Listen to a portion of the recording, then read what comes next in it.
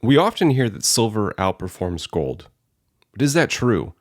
We are going to nerd out today to verify the legitimacy of this question, and I think you'll be fairly surprised by the results.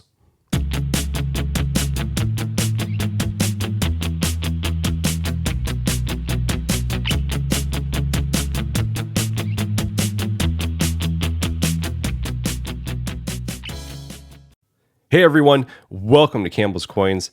If you've been a subscriber of this channel for a while, you know I'm a big fan of silver. I've stacked gold for the last 17 years, but I really got into silver about 5 years ago. In those 5 years, I've seen countless videos on YouTube talking about how silver constantly outperforms gold in price. Or at least they're putting up a clickbaity title to draw people in to watch. For someone like me, who has an average silver purchase price below $18 an ounce, this statement seems true. But given silver's lackluster performance in a time when it should be exploding in price, I wanted to look into these claims of silver outperforming gold. Okay, so I gathered 50 years of data for both gold and silver. For each year, I have the listed price the metal opened at. In the next two columns, they have the high and low price in that year for that metal. Next, the price the metal closed at the end of the year. And finally, we have the average closing price highlighted in yellow to stand out. The last column shows the percentage change for the year. For silver, we can see some huge percentage gains in certain years.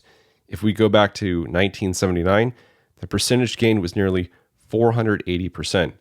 That's very impressive. If we were to look at the average closing cost, we see a roller coaster of numbers.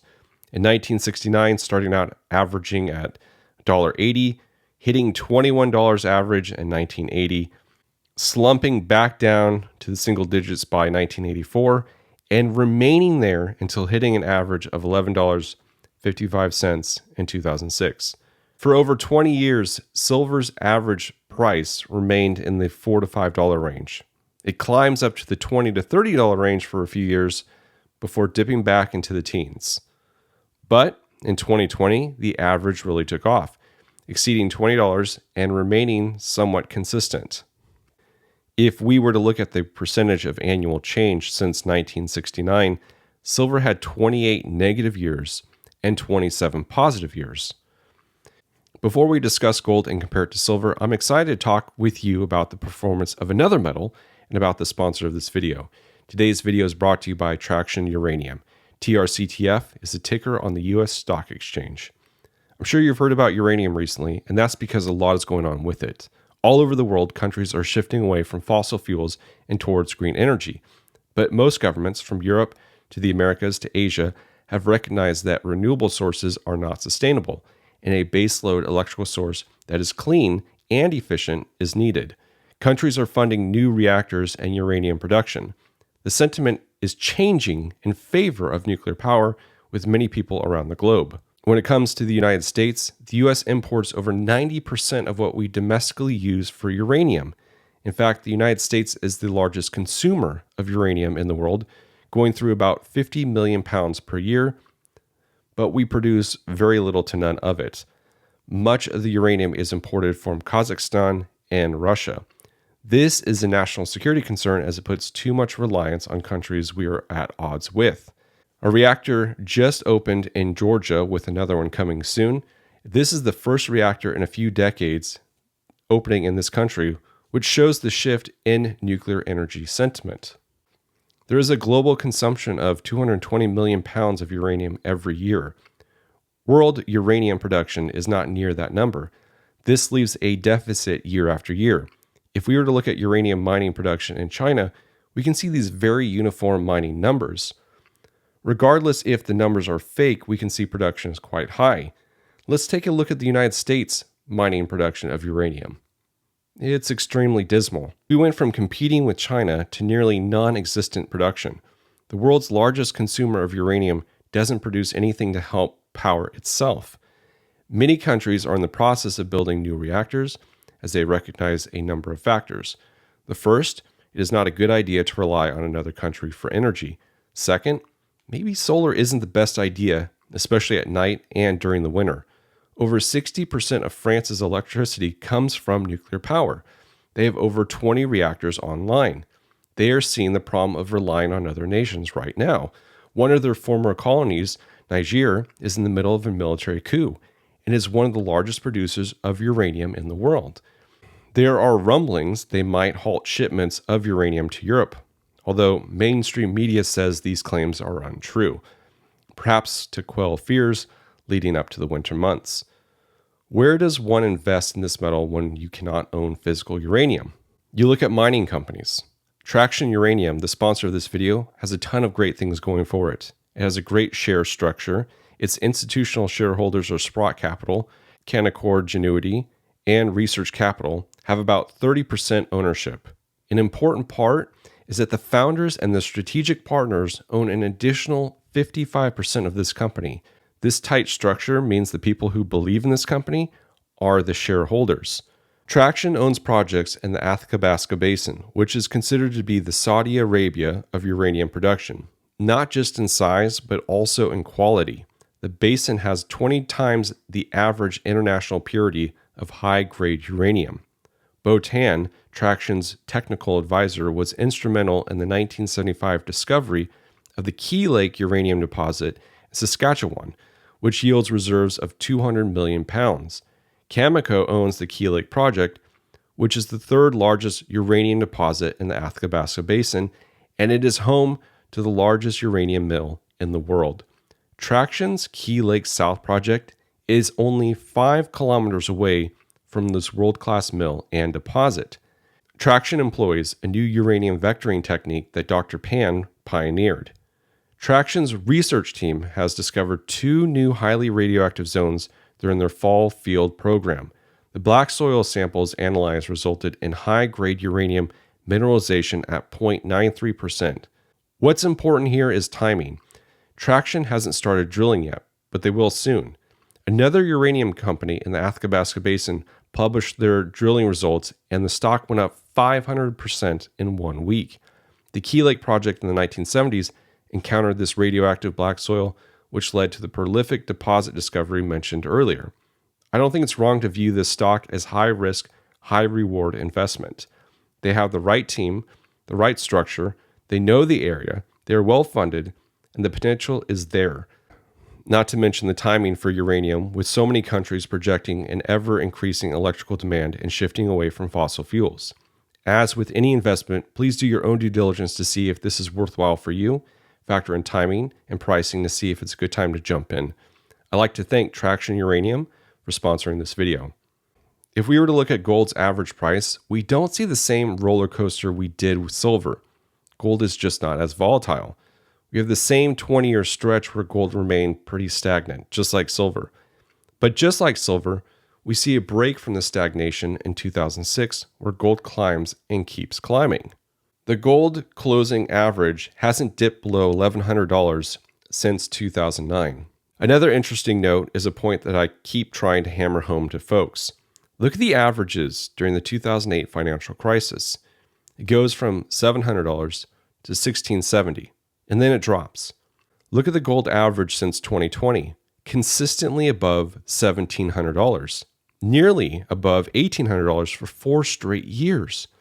How was the world ending in 2008 and gold barely averages above $1,600 for 1 year, but things are super great now and we're averaging nearly $1,800 for 4 straight years? That doesn't make sense. This is why I've always said gold is a BS indicator. Gold had 34 years of positive annual change and 21 years of negative. Contrast to silver split. When you hear folks say that silver outperforms gold, you have to ask yourself, in what context? Silver sellers / pumpers don't provide context because it doesn't help sales. Silver sellers make a higher profit off of you selling silver than they do gold. A lot of folks who pump or sell silver don't actually own it, or they have reduced their position over the years. You should look at some of the channels out there with silver in their name. Look at this Kitco article sent in, I believe, by the CPM group. They cherry pick certain periods of time to show you, look at silver, it's consistently beating gold. Yes, in those snapshots of time, silver does beat gold. But when we look at the bigger picture over 50 years, we see a different story. The problem is there are a lot of silver pumpers out there pushing out this outperforming gold message to an unsuspecting audience. They do this because they are selling silver, and silver nets them a higher profit over gold, or they, and I'm not being mean here, they're ignorant on the matter and they're parroting what their favorite channel has said or someone else has said. A lot of YouTubers have been bamboozled by this group of pumpers. These channels who started in 2017 and onward, especially those with silver in their name, were either trying to latch on to a popular trend and ride that wave, or they bought into the message these silver pumpers were selling and they're just dealing with it now. Can't change the name. And I'm not denigrating any of these folks. Some of them are my friends. I'm just pointing out how powerful the silver message has been in the last decade.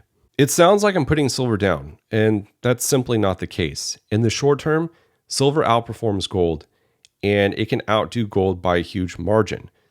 But it rises as quickly as it falls. If you look at the annual percentage gains and losses, silver beats gold on both accounts with higher highs and lower lows because it's more volatile metal. Gold is that old reliable partner. Gold has significantly outperformed its 1980 highs and 2011 highs. Silver is under both those highs. Looking at the silver price chart, we can see that roller coaster that I was talking to you about. With gold, there is a steadier climb with some slight pullbacks. I like people to understand one very important part here. Just because I'm pointing out that silver has not outperformed gold in the last 50 years does not mean that I don't feel silver is worth buying at all, nor does it imply that this performance won't change in the future. Silver's usage is up, and silver mines are drying up. If current silver usage trends continue, I could see a silver supply crunch happening in the next decade. Okay, so for this chart, I took the silver annual percentage change and the gold annual percentage change, and I wanted to see who is the winner for that year. So even though both of them could have been up or both of them could have been down, one was up and one was down more than the other. So if you were to look at all 50 years, 50 plus years, you would see that gold beat silver for 32 of those years, and silver beat gold for 23 of those years. If you were to look at this chart, you can see that some of these wins are very, very marginally small. Some of the losses, same thing. So it's not, it's not like it's a huge, massive. Some years are massively, disproportionate over others, but just looking at the last 50 years, gold still outperforms silver in the annual percentage change. For those that want to buy silver, and I'm one of them, I just want you to go into it knowing what silver's price performance has been. Now is a better time to buy because premiums are down. Will we see premiums drop more or continue to rise? I don't pretend to read the tea leaf charts. This silver to the moon movement that started in 2020 has snagged more folks into silver. Those folks bought into the silver message of silver outperforming gold, but they have been pretty disappointed in the last few years. They expected to see cryptocurrency level gains, and they haven't seen it yet. A lot of people are not patient. They want that quick fix. You should probably get out of the precious metals game if you're chasing that high. Gold and silver are so much more to me than their prices. I don't get these metals for their potential price performance. These beautiful metals are wealth outside the system increasingly trying to control you. They can't tax it. They can't hack it. No one knows you have it. And if they do, it's easy to hide these metals so they can't find them. You should buy both gold and silver. Don't put all your funds into one thing. Diversification is key. But the next time you hear silver outperforms gold, ask them in what context and what are you trying to sell. Your time is your most precious asset, and I appreciate you spending it here with me. Thank you all for watching. This is Campbell's Coins, and that is my 2 cents.